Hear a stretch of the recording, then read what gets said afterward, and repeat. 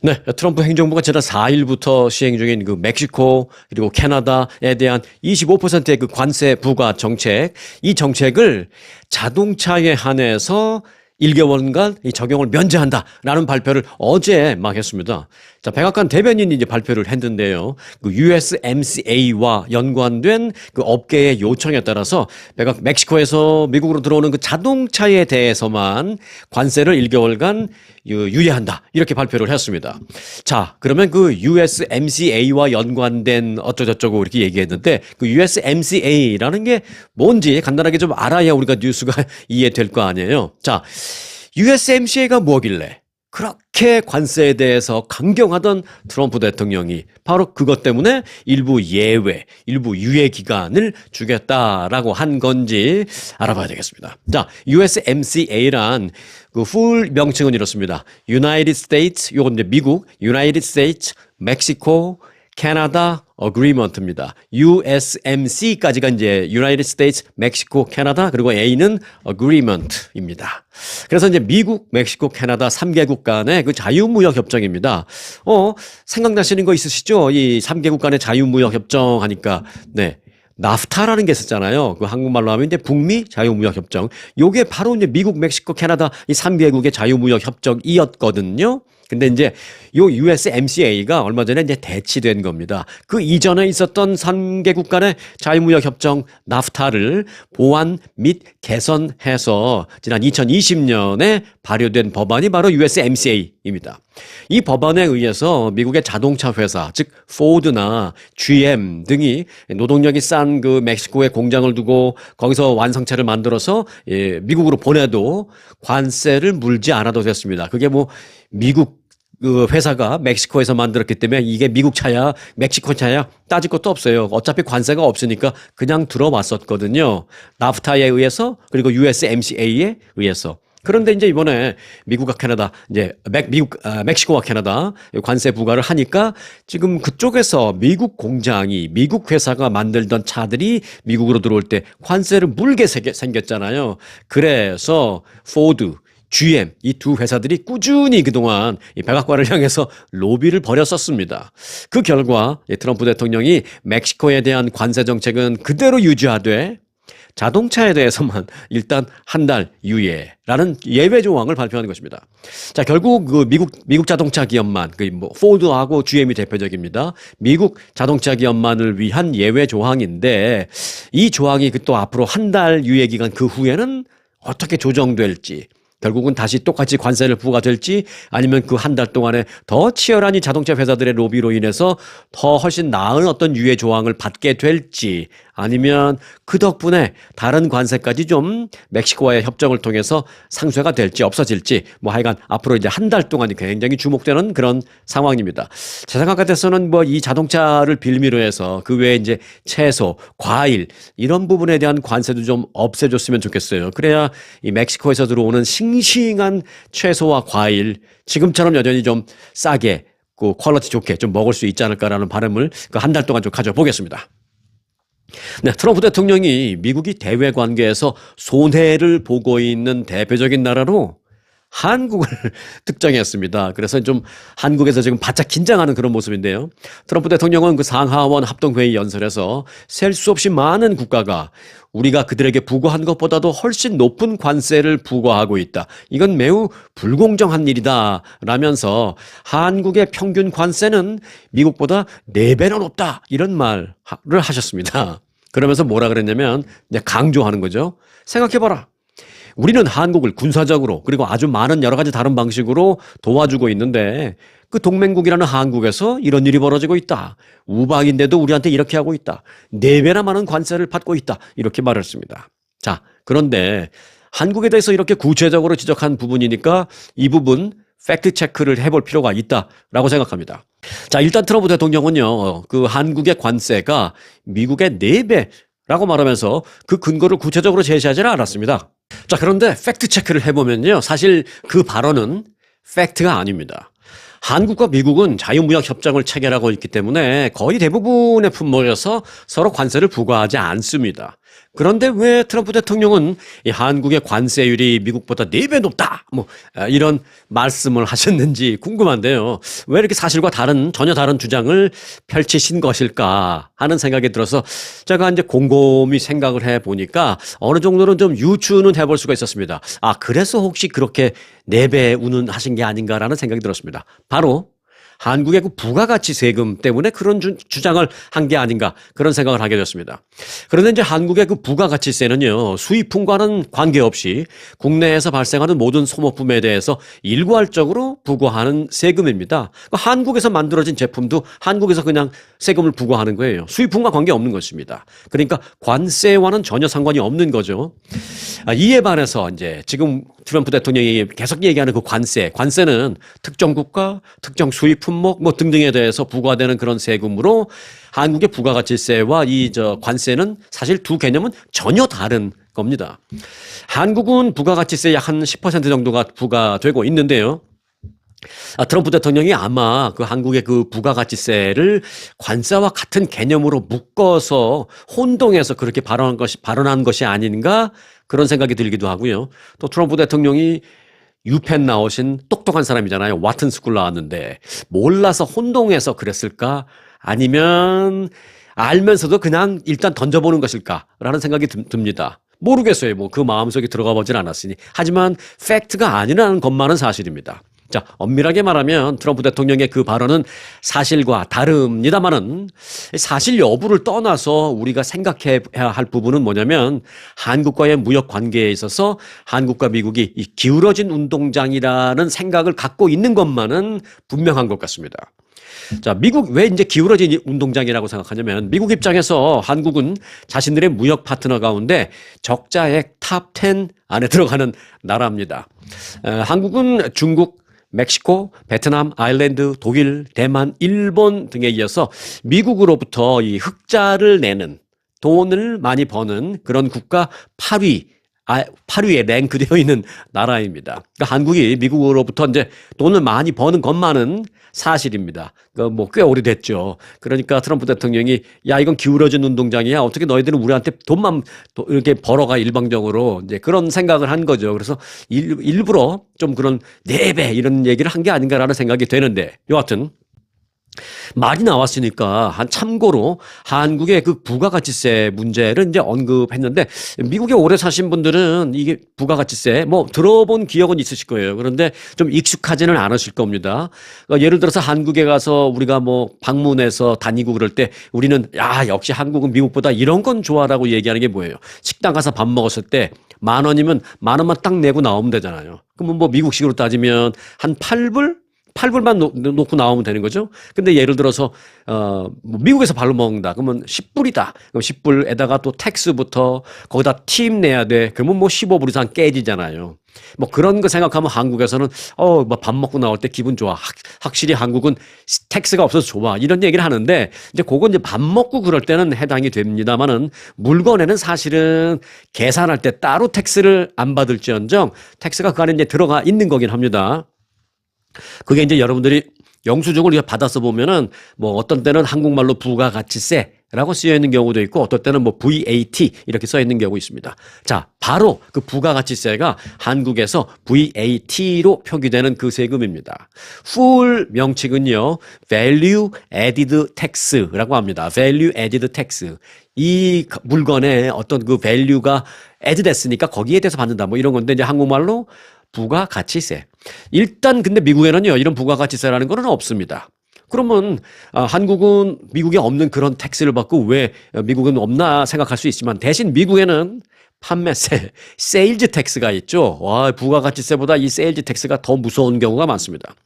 한국의 부가가치세와 미국의 세일즈 텍스는 무언가 물건을 살 때 세금을 낸다라는 차원에서는 똑같게 보입니다만은 약간의 차이가 있습니다.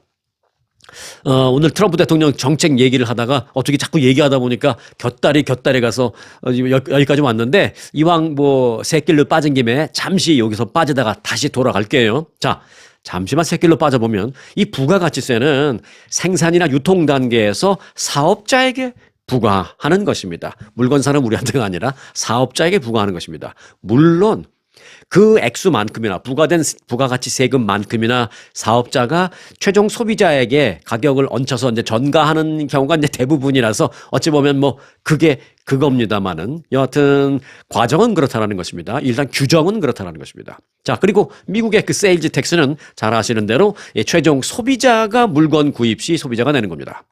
자, 그리고 또 하나의 차이점은 부가가치세는 나라에서 이제 일률적으로 몇 퍼센트라고 딱 정해져 있죠. 그러니까 한국이면은 우리나라 대한민국의 부가가치세는 몇 프로 뭐 이렇게 하는데 뭐 서울 몇 프로, 뭐 부산 몇 프로, 조그만 지방은 좀 더 싸게 몇 프로 그런 건 아닙니다. 그냥 일률적으로 국가에서 정해져 있습니다. 하지만 미국의 세일즈 텍스는 잘 아시는 대로 다르죠. 각 주정부마다 다르고 각 카운티에도 또 있고 또 막 각 조그만 각 시정부마다 다 다르게 있고 뭐 그렇잖아요. 그럼 그렇게 다른데 그럼 어떻게 우리가 세일즈 텍스를 내는 것이냐? 간단하게 맞추고 이제 다시 본론으로 들어가겠습니다. 자, 내가 미국에서 살면서 세일즈 텍스는 매번 내긴 내는데 이게 도대체 어디를 기준으로 하는 건지 예를 들어서 내가 뭐 뉴욕주, 뉴욕시 어디 살아 또는 캘리포니아주, LA 카운티, LA시에 살아. 그럼 도대체 뭘 기준으로 내가 텍스를 내야 되는 것이냐? 이제 이런 생각을 할 수 있는데 예를 들어 드리겠습니다. 만일 그 뉴욕시티에서, 그러니까 뉴욕시티에서 물건을 산다면 지금 세일즈 텍스 요율은 8.875%입니다. 8.875. 근데 이게 그럼 뉴욕시가 다 가져가는 거냐? 아닙니다. 이 세율은 다음과 같이 구성이 됩니다. 조금 이제 브레이크다운 해보면 자, 뉴욕주에서 스테이트 세일즈 텍스가 정해져 있는 게 4%입니다. 이거 지금 현재 얘기예요. 뉴욕 스테이트 주정부 판매세 4%. 그리고 뉴욕시, 이 시티에서 제공하는, 규정되어 있는 판매세가 더 많아요. 4.5%. 그러니까 더하면 8.5%죠. 그리고 뉴욕에는 대도시 특별세가 있습니다. 요거 이제 걷어가지고 주로 이제 그 트랜스포테이션, 뭐 교통 이런 데 많이 쓴대요. 그 특별 세금이 뉴욕에는 0.375%가 붙습니다. 그래서 4 플러스 4.5 플러스 0.375 해서 8.875%가 되는 겁니다. 만일 뉴욕 시티에서 물건을 사면 예를 하나만 더 들자면 그럼 캘리포니아주에서는 어디를 예로 들어볼까요? 한인들이 가장 많이 요즘 많이 증가하고 있는 도시가 있죠. 예, 바로 오렌지 카운티라는 곳의 플러튼이라는 도시입니다. 자, 여기서 물건을 산다고 가정을 해보겠습니다. 이 경우에 적용되는 세일 텍스는 7.75%입니다. 그런데 이 7.75% 안에 이제 브레이크다운을 해보겠습니다. 이 세율은 다음과 같이 구성됩니다. 캘리포니아 주 스테이트 세일즈 텍스가 6%입니다. 6.0. 그리고 오렌지 카운티 세일즈 텍스가 0.25%입니다. 저렴하죠. 그렇게 따지면. 그런데 이 플러튼 시티, 시의 판매세가 1.50%입니다. 그래서 근데 이제 뉴욕시처럼 무슨 특별 세금 이런 건 없고 그렇게 딱 세 개입니다. 주, 카운티, 플러튼 시 이렇게 세 개입니다. 그래서 이제 도합 플러튼에서 내가 물건 산다 7.75%입니다. 6 더하기 0.25 더하기 1.50 그래서 7.75%입니다. 뉴욕의 세금이 오렌지 카운티 플러튼에서 사는 것보다 한 1%가 더 비싸긴 하네요. 확실히 물건도 비싸고 그 비싼 물건의 또 퍼센테이지로 따지는 세금도 비싸고 하니까 여러 가지로 이제 비싼 건 사실입니다. 자, 그리고 참고로요. 본론으로 돌아가기 전에 마지막 참고로 세일즈 텍스 안 받는 곳도 있습니다. 오레곤주, 델라웨어주, 몬태나주, 뉴햄프셔주, 그리고 알래스카주 이렇게 5개 주는요 세일즈 텍스 받지 않습니다. 뭐 알래스카주 같은 경우는 조금 뭐 어디는 조금 받고 어디는 아예 안 받고 뭐 이런 게 있는데 뭐 오레곤이나 델라웨어, 몬태나, 뉴햄프셔주는 아예 없습니다. 아예 그냥 물건 살 때 이거 얼마예요? 100불이에요. 네, 100불 딱 내고 나오면 됩니다. 네, 오레곤, 델라웨어, 몬태나, 뉴햄프셔, 알래스카주에 사시는 분들 부럽습니다. 네. 자, 다시 트럼프 대통령 정책으로 돌아가서 조금만 더 분석을 해보겠습니다. 트럼프 대통령은 그 미국의 반도체 공장을 지으면 보조금을 주는 그 반도체법이라는 게 있는데 이게 저 멍텅구리 같은 바이든 대통령 때 만든 거다 하면서 이걸 폐지해야 한다. 라고 밝혔습니다. 자, 이제 여기에 해당되는 한국 대기업들이 있어서 좀 걱정이기도 한데요. 트럼프 대통령은 그 연방의회 연설에서 반도체법과 이런 법들 정부 트래시다라고 말하면서 모두 없애야 한다라고 말했습니다. 이 반도체법이라는 것은 이제 원래 영어로는 칩 액트라고 합니다. 칩이라는 게 반도체를 말하잖아요. 반도체 칩, 컴퓨터 칩 뭐 이런 거. 칩 액트라고 하는데 반도체법은 전임 바이든 행정부 당시에 제정이 돼서 미국에 투자한 삼성 그러니까 이제 미국에 공장을 지으면은 그 반도체법에 의해서 보조금을 몇억 달러, 몇십억 달러씩 주겠다고 하니, 아, 그래요? 그러면 그거 보조금도 받고, 미국에서 그 공장이 있으면 여러 가지 좋으니까 그럴까요? 하고 이제 세우기로, 공장을 짓기로 한 거예요. 삼성, SK 하이닉스, 마찬가지입니다. 그래서 이 두 대기업들도 미국에서 정부로부터 이제 보조금을 받을 예정이었습니다. 반도체법은 지난 2022년 의회에서 민주공화 양당이 초당적으로 통과된 법안이고요. 미국의 반도체 생산 시설을 건립하는 업체에 도합, 이제 토탈입니다. 한 기업체만이 아니라 토탈 527억 달러의 보조금을 나눠서 주기로 한다라는 내용의 골자입니다. 트럼프 대통령이 이 반도체법 그런데 폐지 방침을 거듭 밝힘에 따라서 미국의 대규모 투자를 한 삼성 그리고 SK 하이닉스 등 한국 반도체 기업들이 타격을 입게 될까 지금 굉장히 전전긍긍하고 있는 그런 상황입니다. 이 점과 관련해서 이 트럼프 대통령의 생각을 조금 풀어서 제가 좀 설명을 해드려야 되겠다라는 그 필요성을 느끼게 되는데요. 좀 풀어드리자면 이렇습니다. 트럼프 대통령은 관세 부과가 보조금 효과를 볼 수 있다라는 생각을 갖고 있습니다. 관세를 부과할 경우에 그 관세를 피하기 위해서 해외 기업이 미국에 결국은 들어와서 공장을 지을 수밖에 없다라는 생각을 할 거 아니에요. 그러니까 뭐 보조금 줄 것도 없다. 내가 관세를 때려버리면 그 관세가 무서워서 결국 미국에 들어와서 공장 질 거야. 근데 뭘 괜히 관세 때려가지고 돈 더 벌면 되지 괜히 무슨 보조금을 왜 주냐고 우리나라 돈으로 이 생각을 갖고 있는 겁니다. 이번 연설 역시 트럼프 대통령은 외국 기업이 미국에 오면 관세를 내지 않아도 된다. 그러니까 미국에 공장을 짓고 생산하려고 할 것이다. 그러니까 관세를 때리면 된다. 이 말을 했습니다. 그러면서 이제 세계 1위의 그 파운드리 업체죠. 파운드리 업체라는 얘기 뉴스 시간에 이제 가끔 들으실 거예요. 그 파운드리 업체라고 얘기가 나오면 뭐라고 해석하시면 되냐면 반도체를 만들어 달라고 이제 주문받아서 만들어주는 생산회사, 그러니까 반도체 위탁 생산업체입니다. 세계 넘버 원이 이제 대만에 있는 TSMC고요. 넘버 투가 삼성전자입니다. 뭐 SK 하이닉스가 한 3, 4위쯤 되겠죠.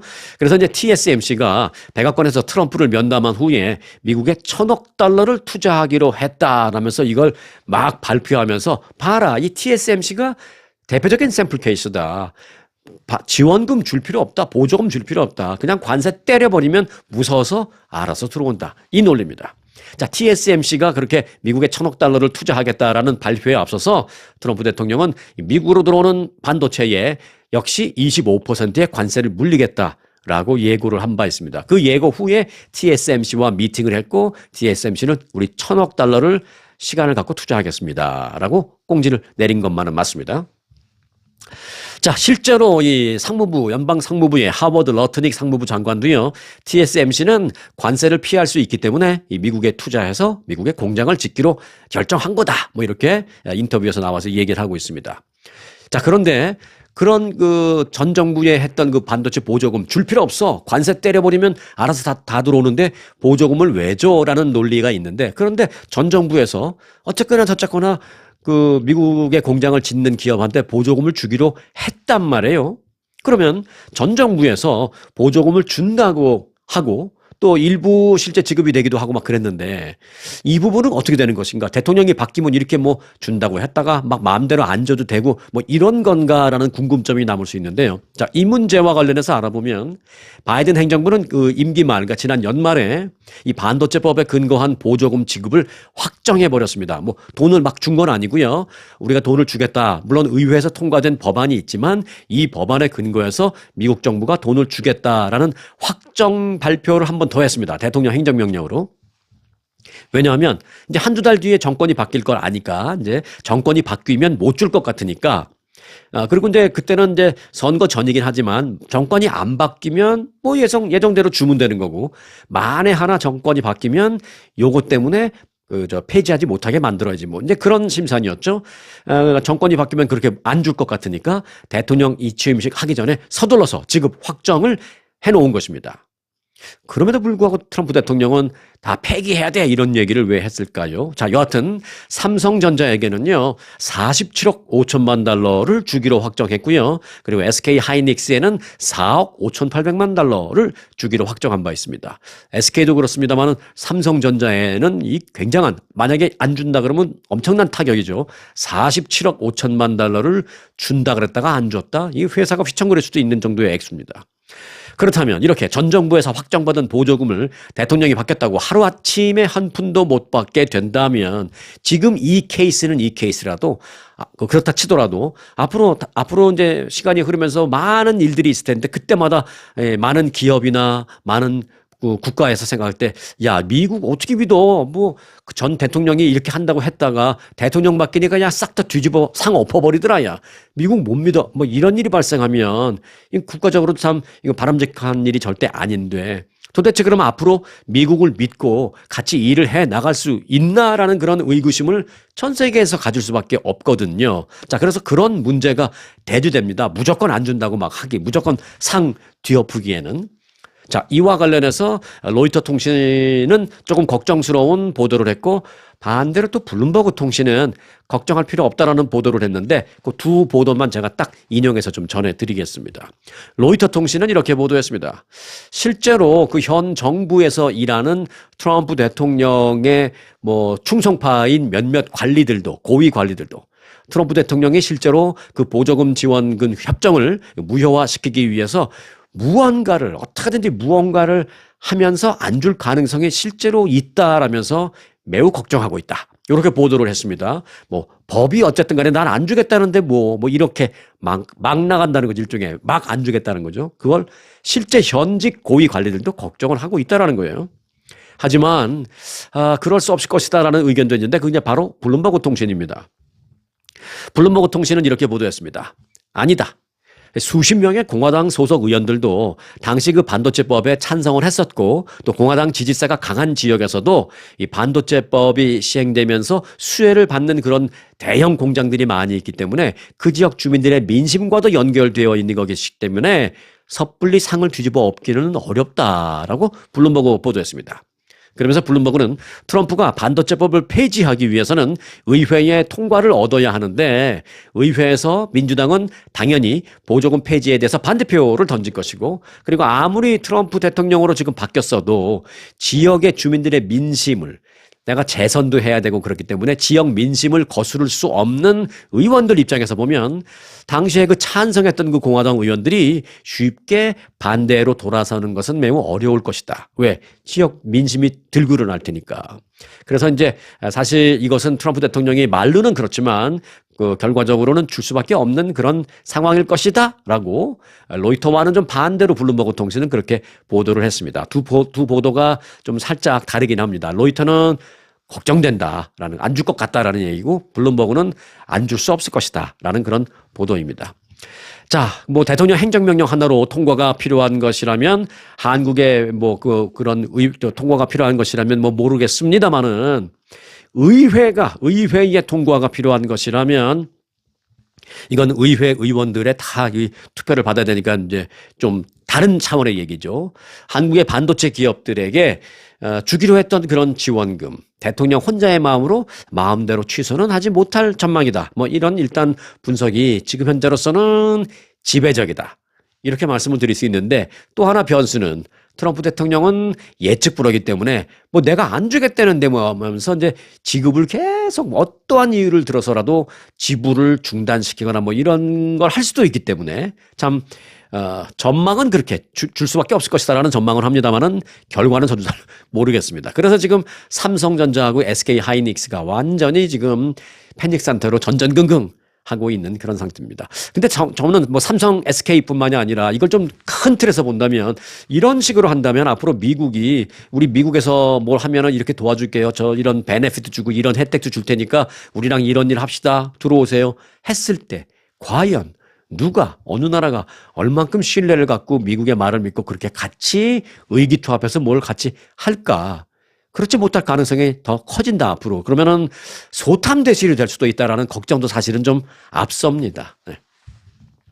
자, 자, 한편 트럼프 대통령은 또한 이 한국과 관련된 부분에서 언급을 한 게 있는데요. 관세 외에 한국과 관련해서 군사 지원 문제를 언급했습니다. 트럼프 대통령은 의회 연설에서 한국을 군사적으로 지원하고 있음을 거론했는데요. 이 부분과 관련해서 전문가들은 좀 심상치 않은 대목이다, 이런 분석을 하고 있습니다. 그동안 트럼프 대통령은 동맹국이 때로는 경제에 있어서는 적성국보다도 미국에 더 나쁘게 해오는 경우도 많다, 뭐 이런 주장을 하면서 이제 주로 유럽의 사례를 많이 거론해 왔었는데, 이번에는 한국을 콕 집어서 처음으로 한국을 거론한 겁니다. 이에 따라 한국으로서는 트럼프 대통령의 이 같은 인식을 좀 바로잡지 않으면 경제 문제나 무슨 또 안보 문제 등에서 상당한 압박을 피하기 어려울 것으로 걱정이 되고 있습니다. 아시잖아요. 그 우크라이나 대통령과의 그 정상회담에서도 미국이 군사적 지원을 이렇게 해주고 너희들을 이렇게 도와주고 있는데, 젤렌스키 대통령, 그러니까 미국의 부통령이 그랬죠. 젤렌스키 대통령, 당신은 트럼프 대통령한테 감사하다는 말도 안 한다고 막 쏴붙이고 그랬잖아요. 그러니까 감사하다라는 입장을 받아야 된다, 뭐 이런 입장을 표명을 했는데, 그러니까 우크라이나 같은 경우에는 종전 과정에, 그리고 종전 후에 안보를 보장해 주는 조건으로 또 뭐예요? 그 지역에 있는 광물, 히토류 막 이런 거를 막 50% 이상 미국이 가져오겠다, 지분을 달라, 막 이런 지금 협정을 하겠다라는 거 아닙니까? 이제 뭐 결국은 할 수밖에 없겠죠. 그렇기 때문에 그런 것으로 비추어 봤을 때 트럼프 대통령이 한국에게 뭐 관세를 몇 프로 때리니만이 뭐 이런 걸 떠나서 우리가 한국에게 군사적인 지원을 해주고 있다라는 그 말을 했다라는 자체만으로 앞으로 이제 뭐 관세를 부과하는데 어떤 그런 것을 좀 활용을 하는데 그 말을 좀 써먹거나, 관세를 부과하면서 야, 너희들은 경제뿐만이 아니라 우리가 안보도 챙겨주고 있고, 그런데 너희들이 김정은이가 못 내려오게 우리가 주한미군 38,000명인데 그 트럼프 대통령은 계속 85,000명이라고 그러고 있죠. 예. 38,000명 거의 다 주한미군 데려다 놨는데 관세 좀 때리는데 좀 가만히 있어, 이럴 수도 있다라는 것이죠. 아니면 주한미군 주둔 비용을 10배나 더 올려서 더 내놔라라고 요구하기 위해서 미리 좀 판을 슬슬슬 깔고 있는 게 아닌가, 뭐 그런 생각도 듭니다. 의회 연설에서 군사 지원을 해주고 있다라는 그런 얘기를 했기 때문에. 그래서 일단 트럼프 대통령이 복선은 좀 상당히 널찌감치 한국에게도 깔아놓은 것만은 사실입니다. 그런데 이제 문제는 한국이죠.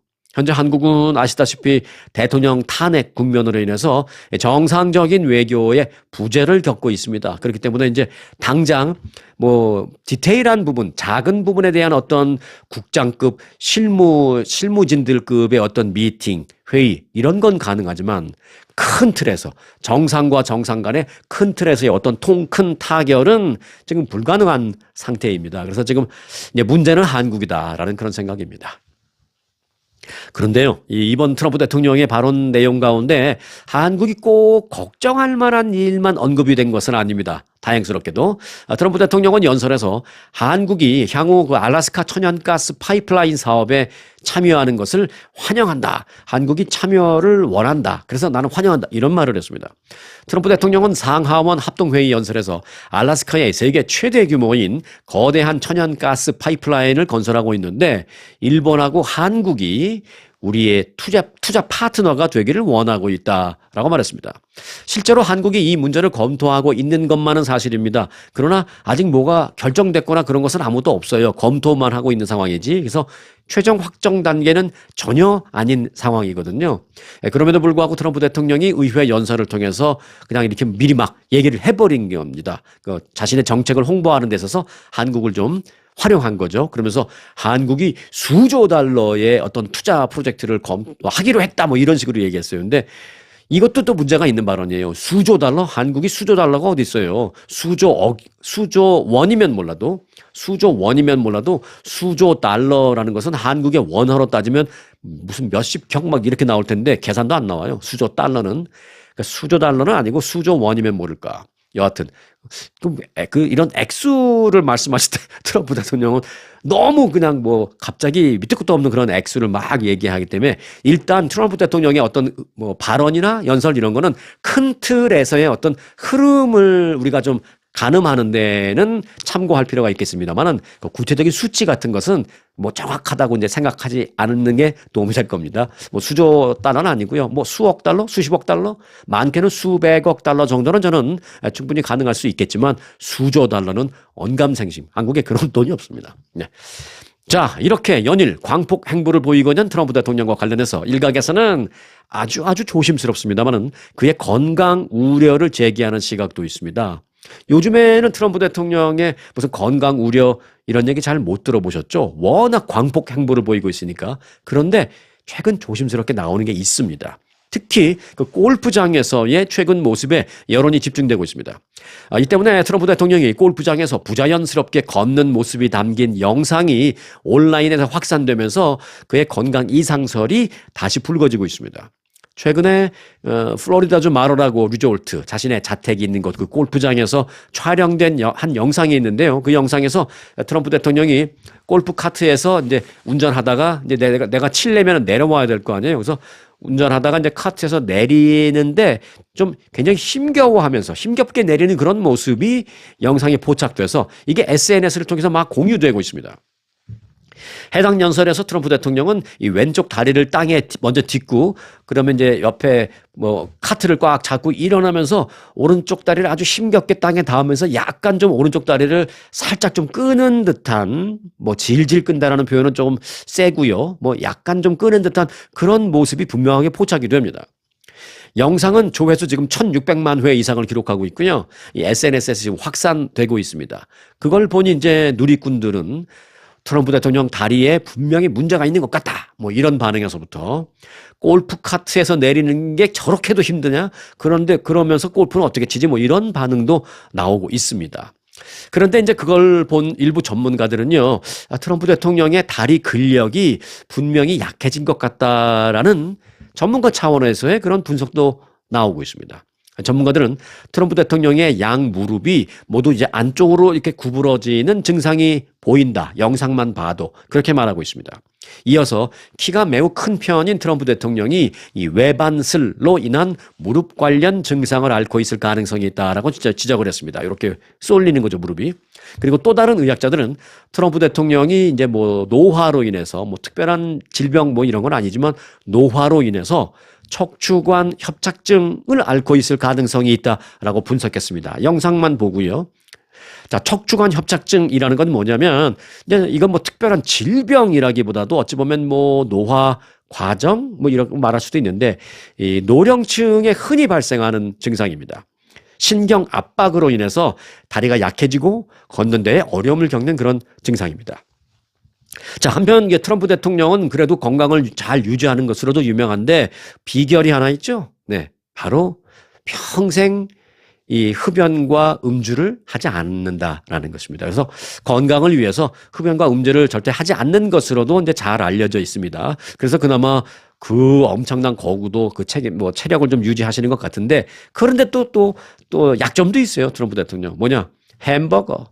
패스트푸드 뭐 그다음에 이제 고기 또 콜라 이런 걸 또 즐겨 하시는 걸로 유명해서 그 부분은 또 건강에 안 좋은 걸로 알려졌습니다. 그리고 이제 운동은 뭐 특별한 다른 운동은 별로 하고 있는 것 같지는 않습니다만은 그저 이제 유일한 게 골프 정도로 알려지고 있습니다. 그래서 저는 개인적으로 골프는 별로 운동이 안 된다라고 생각합니다. 진짜 카트 딱 놔두고 내가 골프백 메고 18홀 다 걸으면 모를까? 이거 뭐 골프백 카트에다 싣고 그다음에 카트 타고 다니면서 18홀 다 다녀봐야 이건 별로 운동도 안 됩니다. 골프 18홀 다 돌고 카트 타고 다니면서 돌고 나서 오늘 운동 갔다 왔다고 하는 거는 저는 아니라고 봅니다. 네, 별도로 운동을 따로 해야 돼요. 골프는 해당이 안 됩니다. 제 생각입니다, 이건. 그런데 이제 트럼프 대통령은 이제 유일한 운동이 이제 골프입니다. 그것도 이제 카트 타고 계속 다니시면서 이제 특별한 운동은 없는데 자, 트럼프 대통령의 키가 192cm입니다. 꽤 크시죠? 그리고 몸무게는 120kg으로 얼마 전이 아니라 그때 재작년인가 비만 진단을 받은 바 있습니다. 이게 워낙 키가 크니까 덩치가 있어도 뭐 비만이다라는 생각을 안 하고 그냥 덩치가 크구나. 체격이 크구나 뭐 이런 생각하지만 이제 뭐 BMI 지수라고 하죠. 그걸 숫자로 해보면 비만에 속하는 것만은 사실입니다. 네. 그래서 이제 트럼프 대통령 뭐 콜레스테롤 약도 이제 복용하고 있는 것으로 알려지고 있습니다. 1946년생입니다. 1946년 6월생이에요. 그러니까 이제 아직 6월이 안 됐으니까 지금은 현재 78살입니다. 이제 뭐 석 달 정도만 더 있으면 79살 되시죠. 네. 자, 뭐 여하튼 그 체력을 잘 우리 미국을 위해서 뭐 미국을 위해서도 체력을 좀 잘 추실했으면 좋겠는데 그 영상을 저도 좀 봤어요. 봤더니 분명히 이 상체가 굉장히 거구인 것만은 사실인데 거기에 비해서 하체가 좀 너무 가느시다라는 생각은 영상만 보고도 할 수가 있습니다. 그래서 저 가는 다리에 저 거구를 걸어 다닐 때 아주 걱정이다라는 생각을 분명히 하게 됩니다. 그래서 그 영상을 본 많은 누리꾼들이 그래서 뭐 비아냥거리기도 하고 뭐 걱정도 하기도 하고 이제 그러는 것입니다. 그래서 요즘에 아주 조심스럽게나마 트럼프 대통령의 건강 염려설 이런 게 좀 제기되고 있다라는 말씀을 끝으로 드렸습니다. 네, 오늘은 트럼프 대통령의 건강에 대한 조심스러운 반응이 나오고 있다라는 소식으로 마치려고 합니다. 키 큰 건 좋습니다만은 비만은 안 됩니다. 비만은 피해야 합니다. 하지만 가벼운 비만이라 하더라도 다리에 좀 근력이 충분하면 훨씬 괜찮다고 합니다. 많은 전문가들도. 네. 그러니까 여러분들도 근력, 특히 다리 근력 강화에 좀 신경 좀 많이 쓰시기 바라겠습니다. 실내 자전거도 우습게 볼 일이 아니라고 전문가들은 말하고 있습니다.